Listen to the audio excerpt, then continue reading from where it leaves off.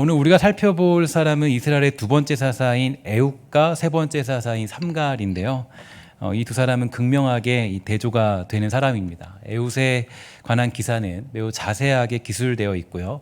이 세 번째 사사였던 삼갈은 매우 간단하고 간결하게 그를 표현하고 있습니다. 서로 표현되는 내용은 조금 다른데요. 그러나 두 명 모두 하나님의 일을 아주 강력하게 감당한 사람인 것은 분명하다는 것을 알 수가 있죠. 저는 이 두 사람을 보면서 이제 이런 생각이 들었습니다. 일단 어떤 사람들은 에웃처럼 쓰임 받는 사람도 있을 겁니다. 에웃처럼 잘 기술되어져 있고 에웃처럼 잘 그렇게 여러 방면으로 또 잘 나타나는 사람도 분명히 있을 것입니다. 예를 들어서 이 앞에서 찬양팀을 하거나 아니면 이 보여지는 일들을 하게 되면 아무래도 그 사람을 기억하는 이들이 많이 있겠죠. 그러나 뒤에서 감추어진 일들을 하는 사람들은 잘 기억되지 않습니다. 지난 코로나 시대에도 교회가 그냥 멈춰져만 있는 것 같았지만 여러 사람들이 묵묵히 자기 일을 감당해 주셨습니다. 방송팀도 감당해 주셨고 재정부 또 찬양팀 또 이외 여러 방면으로 많은 사람들이 사역들을 다 감당해 주셔서 이 교회가 잘 이렇게 공존할 수 있었고 또 2년 동안 여러 가지 또 이렇게 잘 견딜 수 있었습니다.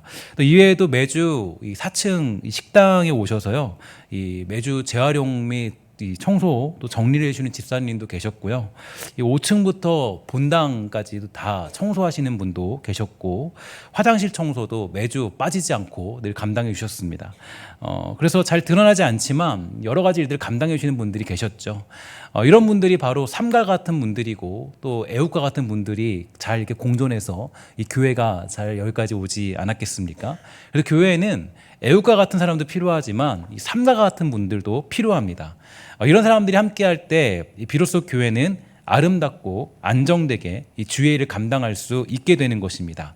오늘 사랑하는 우리 교회가 애국과 같은 이들 또 삼가 같은 이들이 많이 생겨서 주의 일을 하기에 부족함 없는 그런 교회가 될 수 있게 되기를 주의 이름으로 간절히 소망합니다.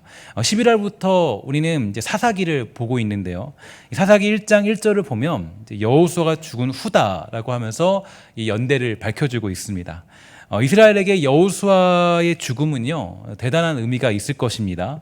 이스라엘 백성이 출애굽하고 난 후에 이 광야까지는 이 모세가 이끌었고 또 가나안을 점령하는 것은 여호수아의 몫이었기 때문에 거의 이들은 승리의 시대를 살았습니다. 따라서 지도자 여호수아가 죽었다라는 것은 이제 승리의 시대가 마감됐고 이제는 정신적인 지주가 이제 무너졌다는 것은 이제 역사가 굉장히 저무는 그런 시대라고 얘기할 수 있는 그런 상황이 된 것입니다. 그러니까 이스라엘 백성들에게는 얼마나 큰 낙심이 찾아왔을까요? 그러나 다른 의미에서 보면요. 새로운 시대를 열기 위해서 새로운 사람이 세워질 때가 온 것도 온 것이라고도 얘기할 수 있을 것입니다. 언젠가 제가 이런 이야기를 들은 적이 있는데요. 북한에 선교를 감당하시던 캐나다 토론토 교회에 이면수 목사님이라는 분이 계십니다. 여러분들도 기억하실지 모르겠는데요.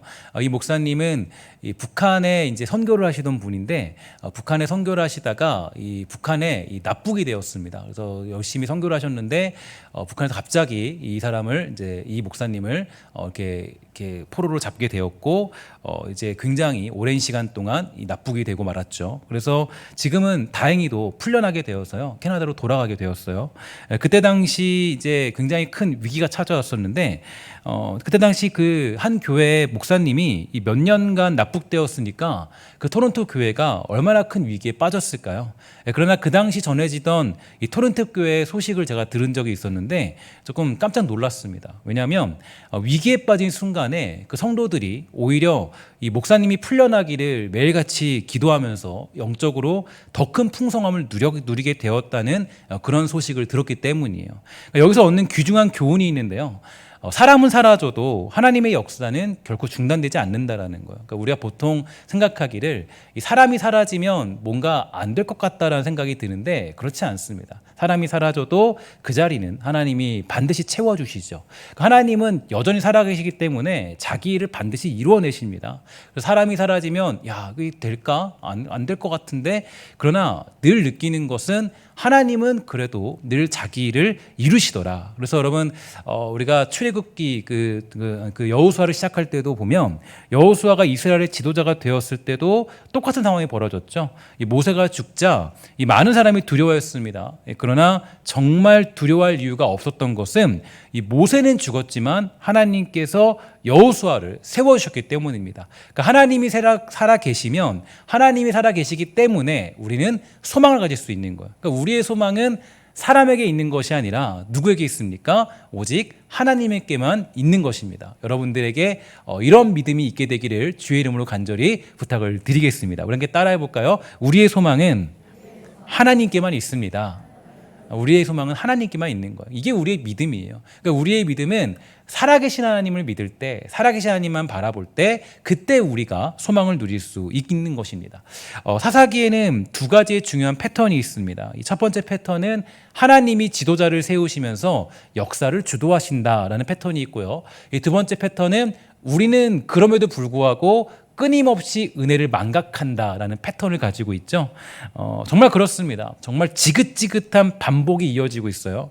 하나님이 은혜를 주시면 이 잘 사는 것 같다가도 금세 변질되어서 우상을 섬기니 고통이 따르고, 또 하나님이 지도자를 세우시며 역사를 바로 세우시고 다시 또 제대로 살다가 은혜를 잊어버리고 또 고난당하고 또 정신 차리고, 이 패턴입니다. 사실 이 패턴이야말로 저와 여러분들의 삶의 패턴과 거의 비슷하죠. 성경이 이런 패턴을 저와 여러분들에게 보여주는 이유는 이렇게 살아야 한다는 것이 아니라 우리들의 모습이 이러니까 정신 똑바로 차리고 이렇게 살지 말라는 건 아니겠습니까?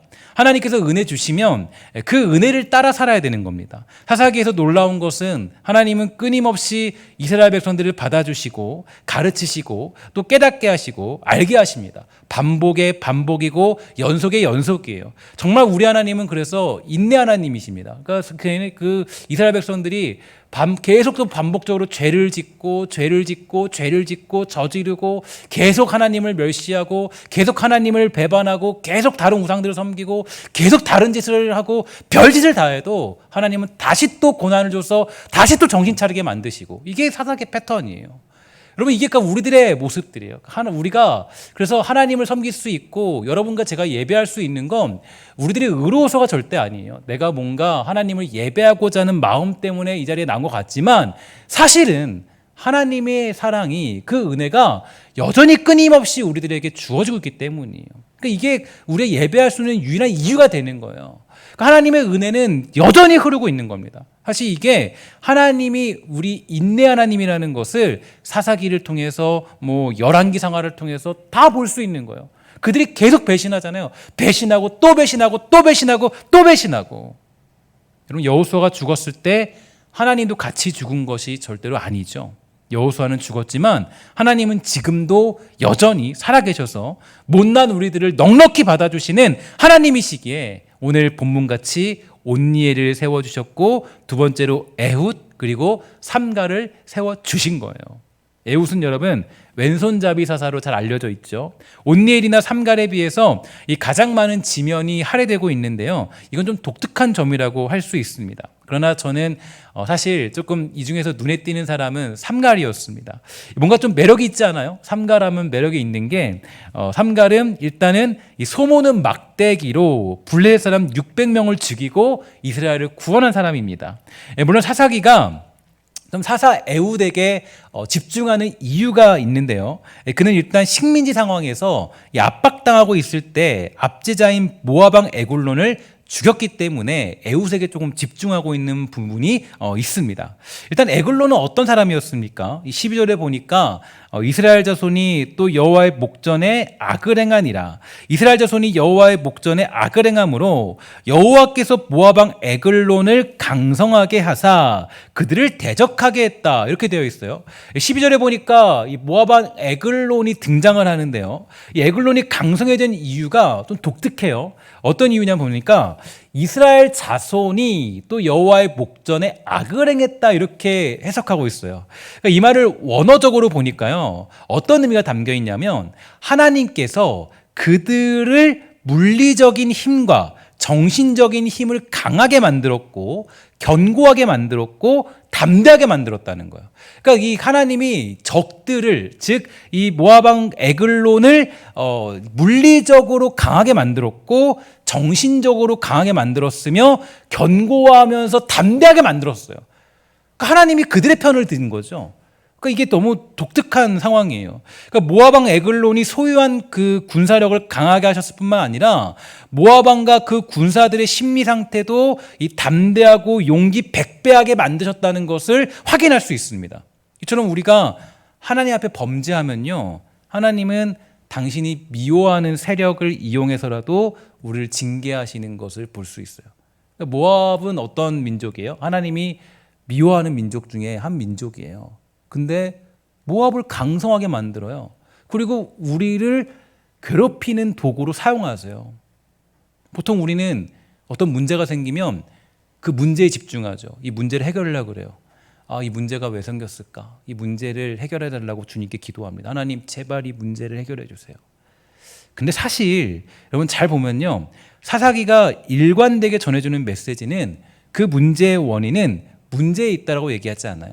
그 문제의 원인은 바로 내 안에 있다고 얘기하고 있습니다. 내 안에 있는 문제를 찾고 주의 말씀에 순종하면 우리는 강해지고 적들은 약해지는 거예요. 왜 나의 주변의 적들이 강해지고 있느냐? 왜 주변의 적들이 여러분들을 위협하고 있고 우리를 가만두지 않느냐? 우리를 위협하고 우리를 넘보고 있느냐? 그 이유는 우리가 하나님의 말씀에 순종하고 있는 삶을 살고 있지 않을 때, 그때 하나님은 우리를 그냥 두지 않는다라는 거예요. 이스라엘의 불순종으로 말미암아 모압이 강성해졌고, 강성해진 모압은 이스라엘을 압제하기 시작합니다. 13절이에요. 에글론이 암몬과 아말렉 자손들을 모아가지고 와서 이스라엘을 쳐서 종려나무 성읍을 점령했다. 근데 여러분, 이게 지금 한 지역을 이제 일컬고 있습니다. 그러니까 종려나무 성읍이라고 지칭하고 있는데, 일단 이 종려나무 성읍이라고 하면요, 여리고 성을 가리킵니다. 그런데 왜 하필 성경은 이 종려나무 성읍을 이 지칭하여 말하고 있을까요? 일단 여리고는 요단강 서편에 위치한 곳으로서 이 동쪽으로는 요단강을, 그리고 서쪽에서는 예루살렘의 지하수가 모여서 흐르는 넓은 하천이 지나는 곳으로 이 매우 비옥한 오아시스 지역을 가리킵니다. 그래서 이 지역은 그 예나 지금이나 이 종려나무뿐만 아니라 이 무화과나 이 오렌지와 같은 이 과일이 풍성하게 산출되는 그야말로 이 보기 드문 옥토를 이루고 있다 그래요. 게다가 이곳은 요단강 일대 중심부로서 이 군사상 요충지라고 합니다. 그래서 이제 이곳을 점령했다는 것은 곧 그 일대의 지배권을 장악했다는 사실을 의미해요. 그러니까 이스라엘 백성들은 이 그 종려나무 성읍을 빼앗겼다라는 건 결국 이 모든 것을 다 잃어버린 겁니다. 그러니까 거기를 빼앗겼다라는 것은 우리나라로 생각한다면 이 서울이라는 지역을 아예 그냥 빼앗겨버린 거예요. 그러니까 모든 걸 다 잃어버린 거죠. 그들은 잘 살아보겠다고 하나님을 버리고 우상을 섬겼지만 가장 중요한 요충지를 빼앗기게 되므로 최악의 삶을 살게 되는 기가 막힌 일이 벌어지고 만 것입니다. 그리고 바로 그때 단 한 사람 에훗이 거사를 일으키죠. 그러니까 모든 사람들이 영적으로 어두워졌을 때, 그때 단 한 사람 에훗이 정신을 차리고 거사를 일으키게 됩니다. 그는 한 규빗, 약 45cm 정도 되는 칼을 몸에 숨기고 모압 왕을 찾아가서 충성을 다짐한 척하다가 그를 찔러 죽여요. 16절 17절입니다. 이렇게 얘기해요.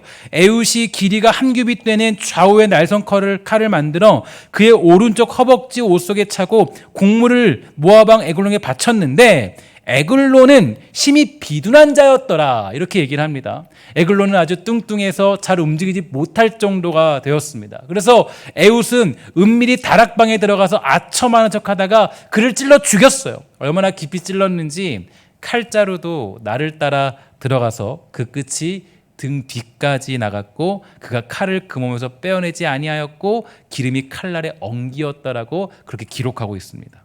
에훗은 에글론을 죽였고 이스라엘의 해방을 선언해요. 어둠의 시대 가운데 빛을 밝힌 한 사람이 에훗이었습니다. 요즘 이 시대를 보면서 한국 교회가 이 모양이다 저 모양이다 난리칠 때가 많이 있죠.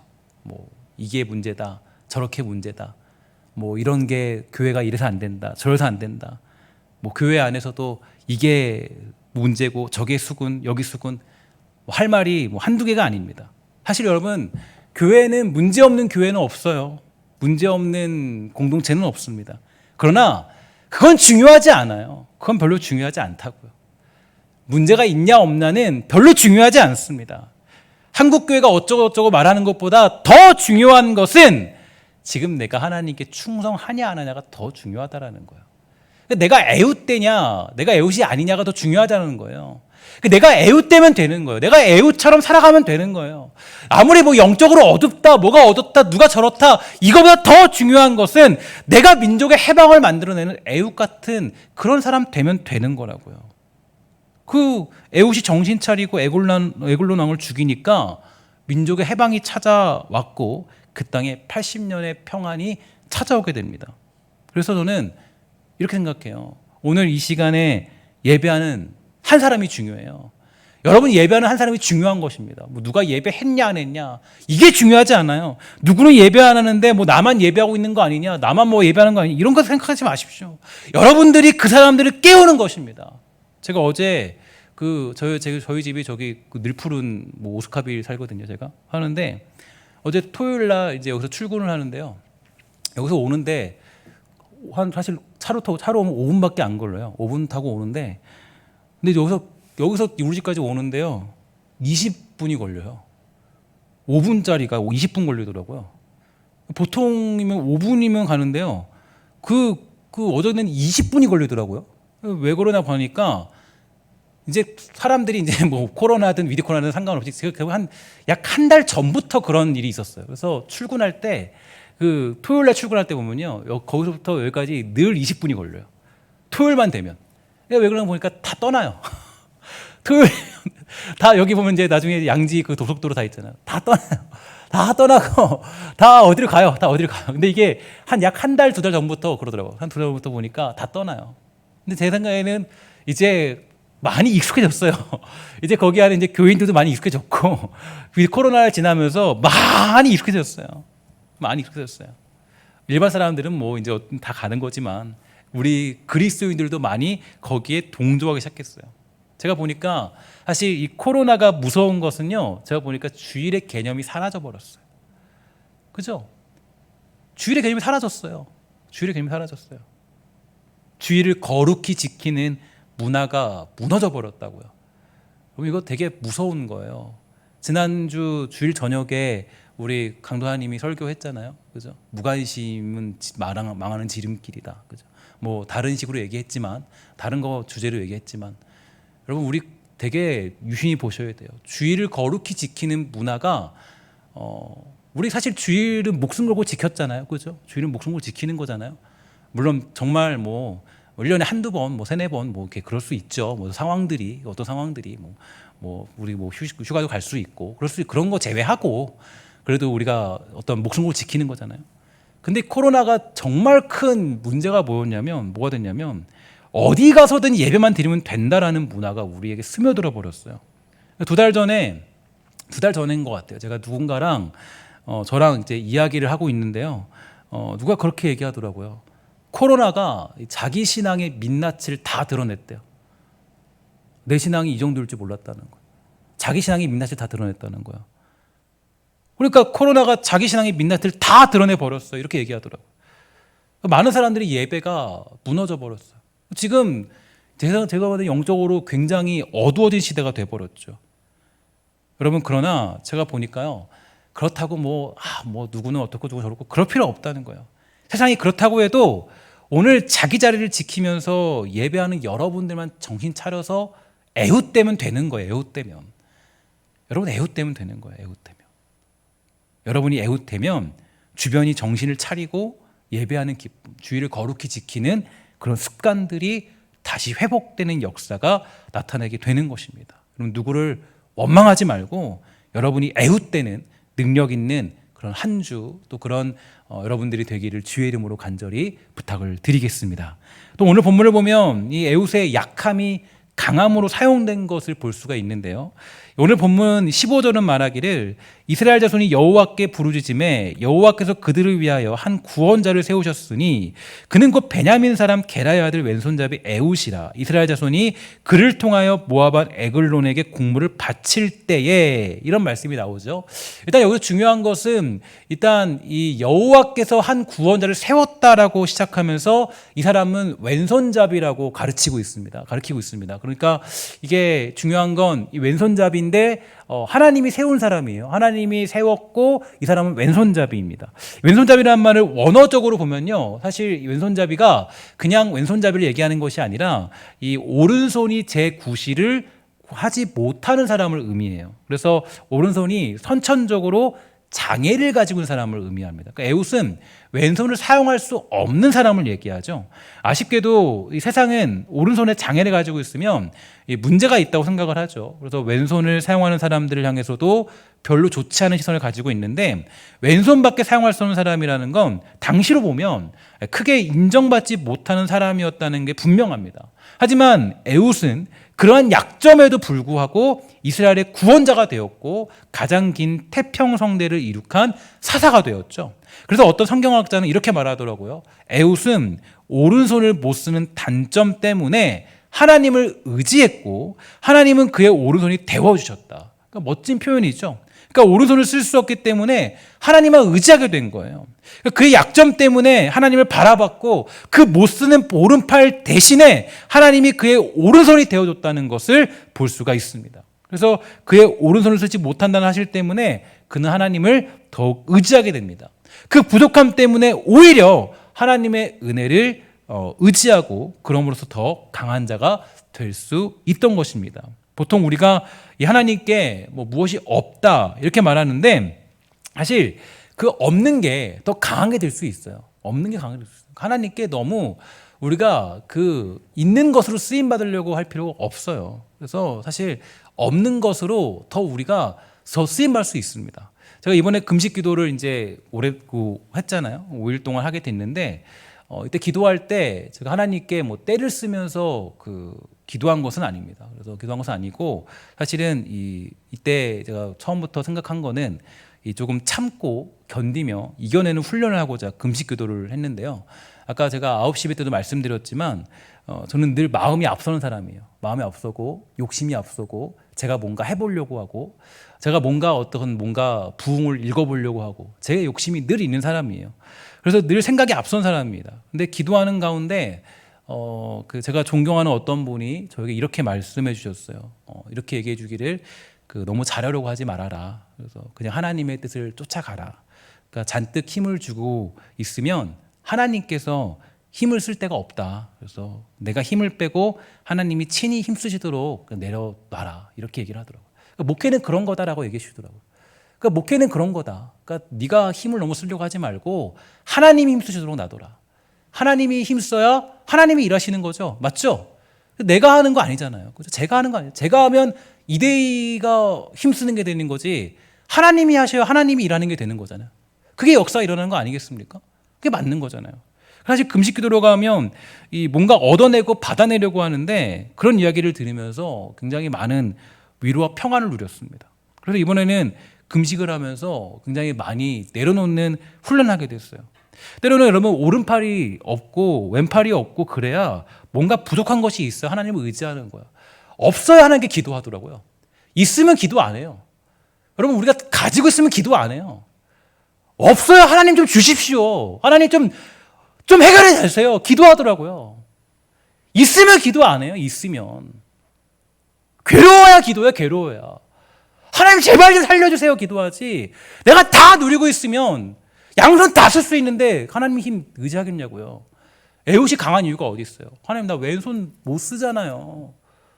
근데 내가 지금 저 에글론을 어떻게 해줄까? 힘 좀 주세요. 힘 좀. 그 하나님이 어떻게 해요? 힘 주시죠. 그러니까 에글론을 가서 죽일 수 있는 담대함을 주신 거예요. 그게 바로 에웃이 쓰임받을 수 있는 그런 방법이에요. 여러분 그래서 여러분 우리에게 약점이 있는 건 감사한 겁니다. 약점 때문에 그것 때문에 여러분 우리가 도망칠 필요 없어요. 약점 있으면 뭐 하면 돼요? 따라합시다. 약점 있으면 기도합시다. 약점 있으면 기도하는 거예요. 하나님께 매달리는 걸 붙잡는 거예요. 하나님께. 하나님, 이 약점 때문에 하나님 내가 쓰임 받기를 원해요. 하나님, 이것 때문에 힘들어 죽겠어요. 이렇게 은혜 주세요. 하나님 은혜 주시는 거예요. 그게 우리 쓰임 받는 방법이에요. 내가 오른팔이 없고 왼팔이 없어야 하나님께 기도할 수 있어요. 하나님을 그때서야 의지할 수 있는 것입니다. 우리에게 중요한 것은 하나님께 붙들려 있느냐입니다.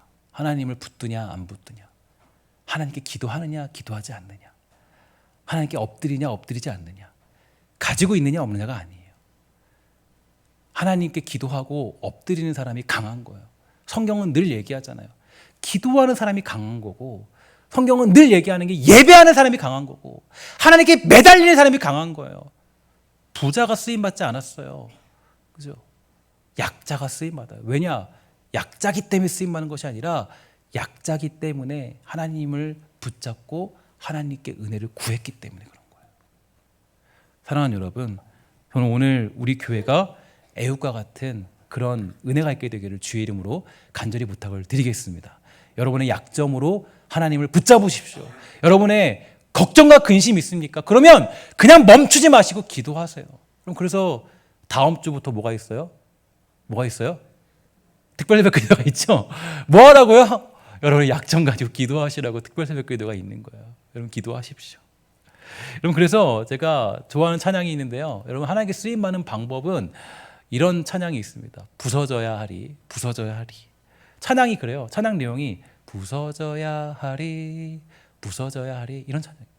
무너져야 하리, 깨져야 하리, 더 깨져야 하리. 찬양이 그래요. 가사가 더 많이 깨져야 하리. 여러분, 세상에서는 상상도 할 수 없는 고백이에요. 세상은 뭐라 그래요? 가져야 하리, 더 가져야 하리, 더 세워야 하리, 더 많이 가져야 하리, 더 단단해야 하리, 그러잖아요. 근데 우리 찬양 가사는 뭐예요? 부서져야 하리, 부서져야 하리, 깨져야 하리, 깨져야 하리, 더 많이 깨져야 하리, 더 많이 깨져야, 더 많이 깨져야 하리. 그래야 뭐 할 수 있다는 거예요? 주님 힘 의지할 수 있다는 거예요. 그래서 하나님이 뭐예요? 하나님이 모압 왕 에글론을 강성하게 해서 그들을 깨트리시고 그들이 결국 하나님을 의지하는 사람들로 만든 거예요. 여러분, 약할 때 강함 대신은 하나님의 능력을 경험하게 되는 놀라운 믿음의 사람 다 되시기를 주의 이름으로 간절히 부탁을 드리겠습니다. 이제 마지막으로 삼갈인데요. 이 삼갈은 아낫의 아들입니다. 근데 아낫의 아들 삼갈은 딱 한 절만 나와요. 31절 딱 한 번. 그는 소모는 막대기로 이 블레셋 사람을 600명이나 죽였습니다. 근데 이 확실히 대단한 사람이긴 하지만 이 소모는 막대기로 블레셋 사람을 600명이나 죽인 이 사람은 딱 한 절밖에 등장 안 해요. 근데 저는 사실 이 사람이 조금 더 매력적이에요. 왜냐하면 에훗은 조금 저랑 거리가 먼 것 같아요. 근데 삼갈은 그래도 좀 비슷하다 느낌이 들어요. 그러니까 그나마, 왜냐하면 물론 소모는 막대기로 죽인 거 대단하지만 소모는 막대기다라는 것은 평범한 사람이거든요. 그러니까 그냥 그 당시에 그냥 농민이고 그냥 보통 사람이에요. 보통 사람, 대단한 사람이 아니라 보통 사람이에요. 그러니까 그냥 이 삼갈은 일개 목자 혹은 농사꾼에 불과했다라고 평가될 수 있습니다. 그러니까 하나님은 잘 훈련된 용사가 아니라 이 생업에 종사하던 평범한 자를 들어서 당신의 일꾼 삼으셨고, 이 당시 지중해변에 거주하며 세력을 확장하던 강력한 블레셋을 꺾어버리면서 그들의 동진 정책을 저지하게 하는 큰일을 이뤘다라고 이 삼갈을 평가하고 있습니다. 한 책에 보니까요, 이 아브라함 링컨은 이렇게 말했다고 그럽니다. 하나님은 평범한 사람들을 제일 사랑하신다. 왜냐하면 평범한 사람을 제일 많이 만드셨기 때문이다. 이렇게 얘기했다 그래요. 그러니까 사실 영웅이라는 존재는 몇 명 되지 않죠. 그러니까 삼갈같이 주어진 자리에 이름도 없이 빛도 없이 충성하는 사람들이 있기 때문에 영웅이 있는 것입니다. 그럼 그동안 우리 교회가요, 이런 삼갈 같은 사람들이 있었기 때문에 오랜 시간 지나올 수 있었어요. 그러니까 어제는 그 모처럼 4층이 좀 시끄러워서 그 내려가 보니까요, 여러분 그 밴드에도 올라왔는데 그 아침부터 청년들이 저녁 늦게까지 그 다음 주 추수감사절에 그 전면적 현장 예배 기쁨을 성도들과 함께 나누고 싶다고 그 레몬청을 담그고 있었어요. 레몬청인데 플러스 생강까지 해서 레몬 성강청을 담그고 있더라고요. 레몬을 직접 샀어요. 근데 깨끗이 닦더라고요. 좋은 생강을 사용한다고 흑생강을 샀어요. 그런데 우리 아마 이제 주부분들은 아실 거예요. 이게 얼마나 힘든 일인지. 흑생강을 샀어요. 근데 그거를 200명분을 샀으니까 얼마나 많은 일인지 200명분 흑생강을 샀고 레몬을 샀는데 레몬을 200명분을 산 거예요. 샀어요. 그리고 그거를 다듬고 자르고 아침부터 시작했는데 저는 10시가 돼서 아직 마무리 못 했더라고요. 오늘 또 마무리 해야 되더라고요.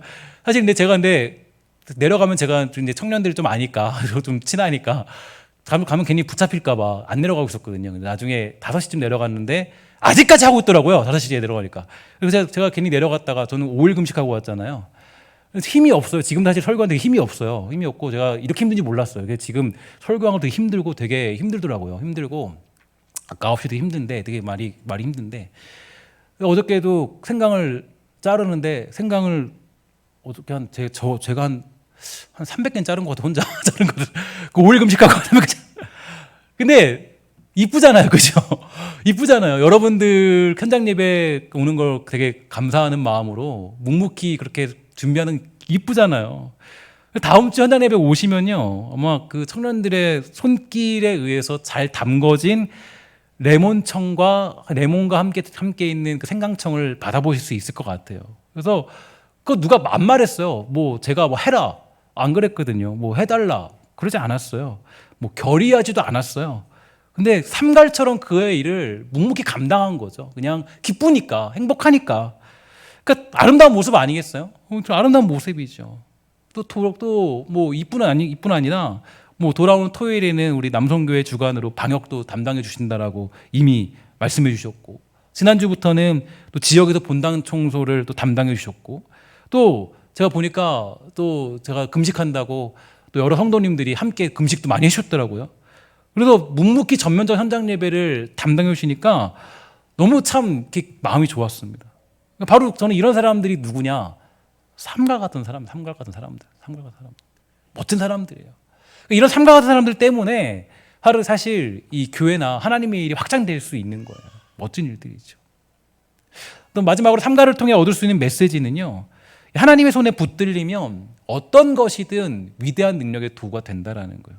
그러니까 하나님께 내가 뭐 쓰임 받을 게 없다 이런 생각하지 마세요. 그러니까 여러분 우리 이제 사실 지금 은사 배치 얼마 남지 않았습니다. 남지 않았고 제가 은사 배치 막 사람들 채우려고 여러분들에게 뭐 이렇게 지금부터 막 얘기하는 거 수도 있는데 꼭 그렇진 않아요. 그런데 저는 그런 생각이 들어요. 어떤 생각이냐면 주일 하는데 여기저기 빵꾸 나고 막 없고 막 해달라고 그러고 싶지는 않아요. 하나님이 하는데 그냥 다 채워줬으면 좋겠어요. 그러니까 여러분 제가 여러분 부탁드리는 건 그래요.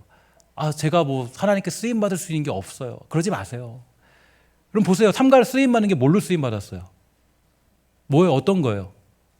뭐 칼이에요? 뭐예요? 소모는 막대기죠. 소모는 막대기로 쓰임 받았어. 소모는 막대기로.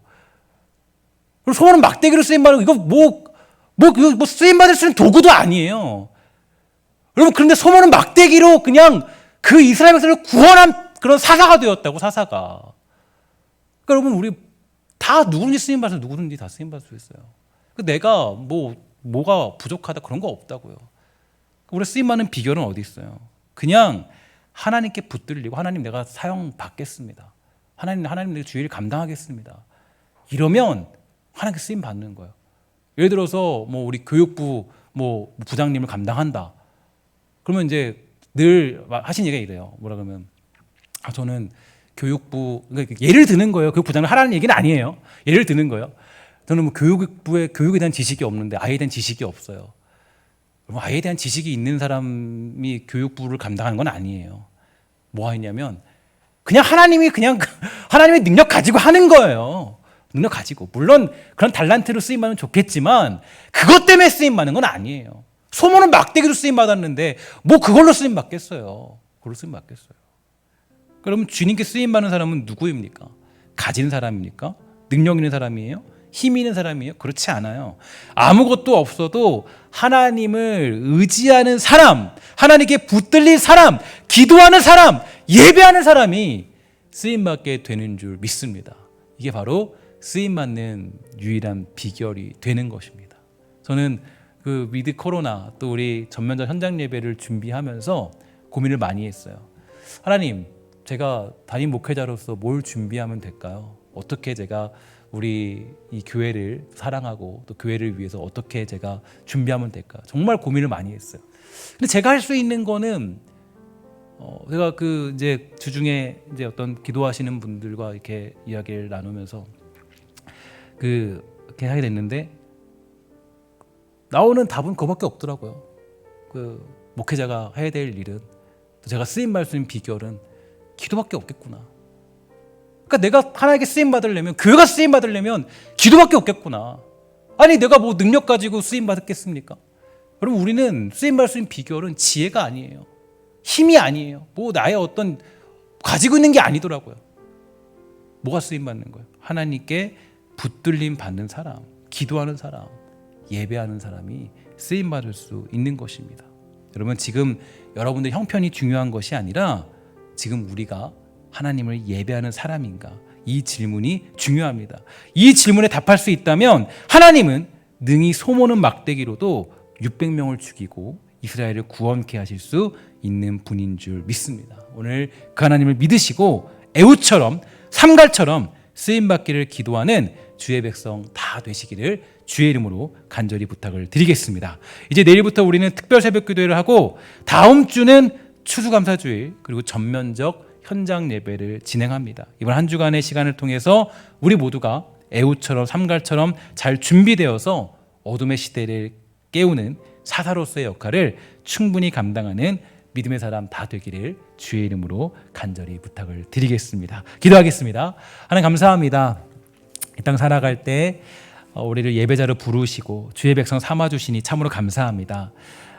우리는 에훗처럼 때로는 왼손을 오른손을 사용할 수 없는 그러한 사람이고 때로는 삼갈처럼 소모는 막대기밖에 없지만 하나님께 쓰임받을 수 있는 유일한 조건, 기도할 수 있는 백성이며 예배할 수 있는 예배자인 줄 믿습니다. 하나님, 사랑하는 우리 주의 백성들이 주님 말씀하실 때 우리가 예배하는 사람으로 쓰임받도록 허락하여 주시고 우리가 정말 기도하는 백성으로 그 자리를 지킬 줄 아는 복되고 아름다운 성도 다 될 수 있도록 주님 허락하여 주시옵소서. 모든 말씀 예수님의 이름으로 간절히 기도합니다. 아멘.